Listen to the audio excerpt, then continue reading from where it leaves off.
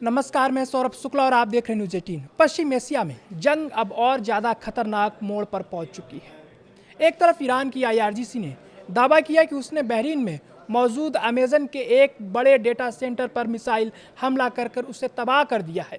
दूसरी तरफ अमेरिका लगातार 13वीं रात ईरान के सैन्य ठिकानों पर कार्रवाई करने का दावा कर रहा है।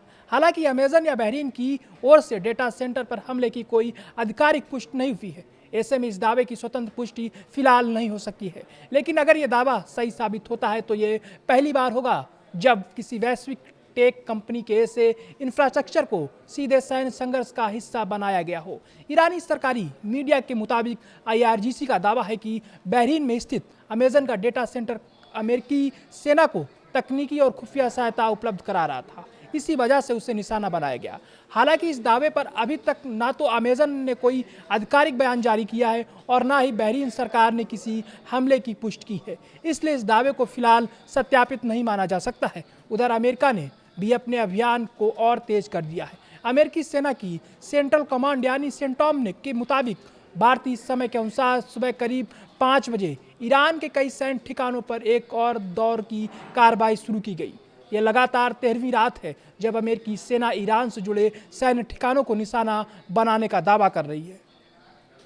वाशिंगटन का कहना है कि इन हमलों का मकसद आईआरजीसी की सैन्य क्षमता को कमजोर करना और अंतर्राष्ट्रीय समुद्री व्यापार की सुरक्षा सुनिश्चित करना है। इस बीच ईरान से भी लगातार धमाकों की खबरें सामने आ रही हैं।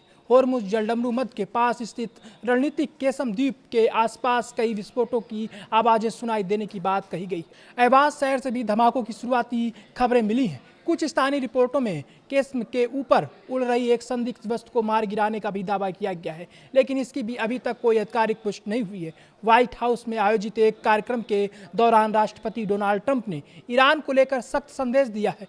ट्रंप ने कहा कि अमेरिका अपने अभियान में सफलतापूर्वक आगे बढ़ रहा है। उन्होंने कहा कि ईरान बातचीत करना चाहता है, लेकिन अभी किसी समझौते के लिए तैयार नहीं है। साथ ही उन्होंने दोहराया कि अमेरिका किसी भी कीमत पर ईरान को परमाणु हथियार हासिल नहीं करने देगा। दूसरी ओर ईरान ने भी अपने तेवर और कड़े कर दिए हैं। ईरान की संसद के स्पीकर, विदेश मंत्री और कई वरिष्ठ सैन्य अधिकारियों ने साफ संकेत दिए हैं कि यदि अमेरिकी हमले जारी रहे तो जवाब पहले से कहीं ज्यादा ताकतवर होगा। ईरानी अधिकारियों का कहना है कि क्षेत्र में मौजूद अमेरिकी सैन्य ठिकाने भविष्य में भी उनके निशाने पर रह सकते हैं, यानी दोनों देशों के बीच टकराव कम होने के बजाय और बढ़ता दिखाई दे रहा है। इस संघर्ष की मानवीय कीमत भी लगातार बढ़ रही है। पेंटागन के अनुसार हालिया ईरानी हमलों में घायल हुए करीब 1 दर्जन अमेरिकी सैनिकों का इलाज के लिए जर्मनी के अमेरिकी सैन्य अस्पताल भेजा गया है। अमेरिकी रक्षा विभाग का कहना है कि जुलाई की शुरुआत से अब तक करीब 100 अमेरिकी सैनिक घायल हुए हैं। हालांकि इनमें से अधिकांश सैनिक इलाज के बाद दोबारा ड्यूटी पर लौट चुके हैं।